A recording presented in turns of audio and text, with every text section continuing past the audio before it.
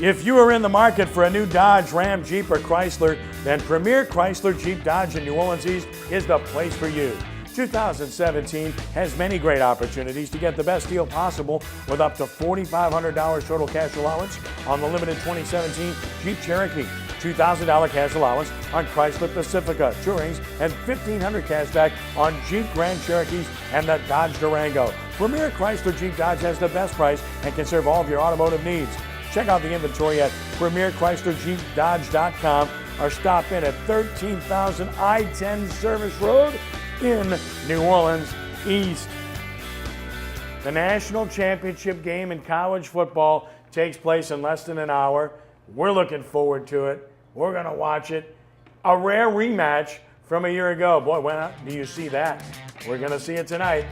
Clemson Tigers, 13-1. The Alabama Crimson Tide, 14-0. You know the teams.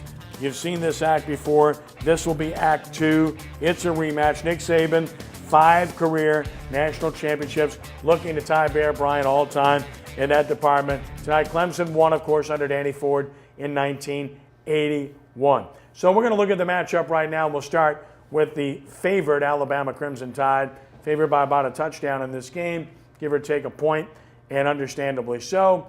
Brian, we take a look at some of the Alabama highlights this year, and while their offense makes plays and they can still run the ball, it truly is about their defense, isn't it? Yeah, they've scored 11 touchdowns on defense this year, which is just incredible, and there's one of them in the semifinal game against Washington. And then offensively, this is what they do. Yeah, I mean, they run the ball, play great defense. They're going to be hard to beat, obviously. I mean, this is a national championship team.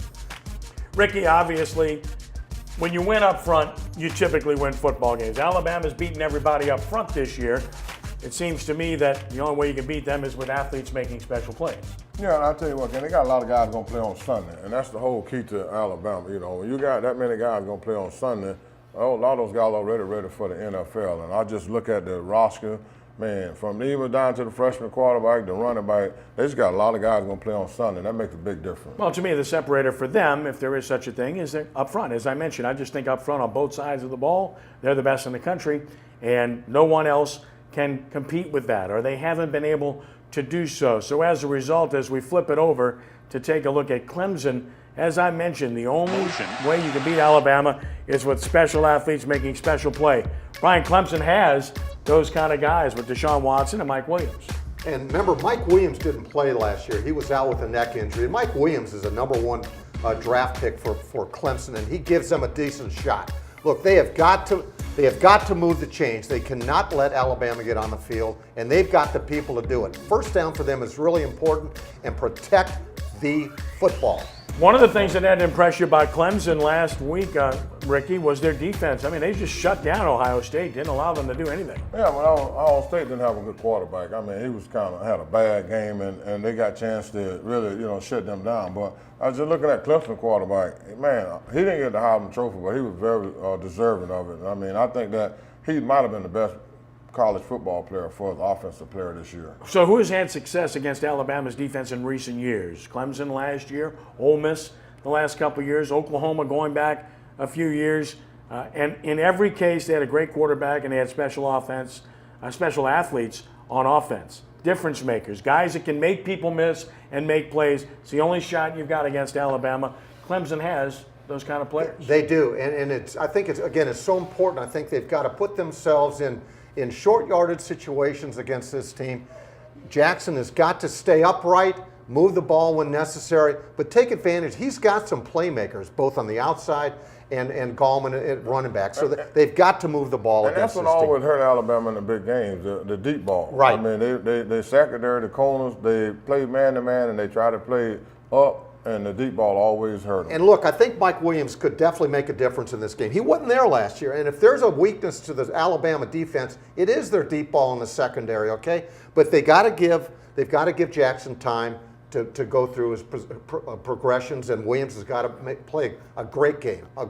Yeah, we'll make our picks in the final segment of the show. Let's touch on LSU while we have the opportunity. DJ Chark announced today that he's returning to LSU, so he'll come back for his senior year off of a good season. That's a big plus to LSU's passing game, regardless of who the quarterback will be, although you have to think it's Danny Etling going in to the fall.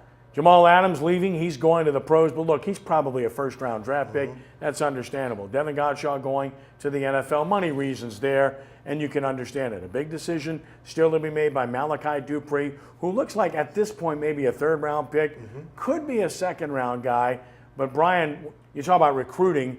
You have to recruit your own players to stay if you want to be successful in college these days. I agree. I think this is Eddie Orgeron's biggest step right now, is to try and keep some of these guys that are on the fence, and Malachi Dupree is one of those. He could make a big difference for the Tigers next year. Ricky, you hear the story here. One guy's going to be a number one pick, so he's got to go. Then you hear the story about Godshaw. It's a money thing. His family clearly needs the money, even though he's not going to be a first-round pick. Dupree, maybe kind of in between the two in that regard. So when you make that kind of decision, what is it that ultimately decides it? Is it being a number one pick, a surefire number one pick, or is it the money? Well, the thing about that is, I look at it, is you going to move up next year? You know what I mean? If you play the season out, you're going to go up from a second to a first round, or you're going to go from a third to a second round, and that's the whole key. Most of these guys will get drafted next year the same place they're going to get drafted this year. So it don't make a difference if they go or not go. It's not going to change them, so they might as well to go, because it's really not going to change for him. I look at Dupree, he's going to go second or third round next year. Same thing he's going to do this year, so he might as well to go. Eddie, Rick, I tell you what, I think Orgeron can do a great selling point here on Malachi Dupree. Last offseason, maybe he couldn't. This offseason, he can. All right, they've got Canada, new offensive coordinator. I think Dupree could help improve his draft stock by coming back. But you got so many receivers there, though. Sometimes you want some of those guys to go. When you want to work on new guys and you got better talent and more talent coming in, freshmen that you want to play, a lot of times you don't mind those guys going because you want them to leave anyhow. Well, they've recruited a couple. They're going to lose Doral, but they don't have that much depth. And if they have Chark and Dupree back, now they've got the makings of something really special. So it has a real chance to make them good. A lot of tight ends, of course, couple leaving, but they still have quite a few in the arsenal. And let's keep in mind that Canada is a balanced guy. He's going to run the football. Things aren't going to change drastically. It's all about how you set it up, when you do it, and how you do it. There has to be some deception involved, which obviously we haven't seen there. But let's make no mistake about it, guys. LSU's offense is going to start and go through Darius Geis next year. As well it should.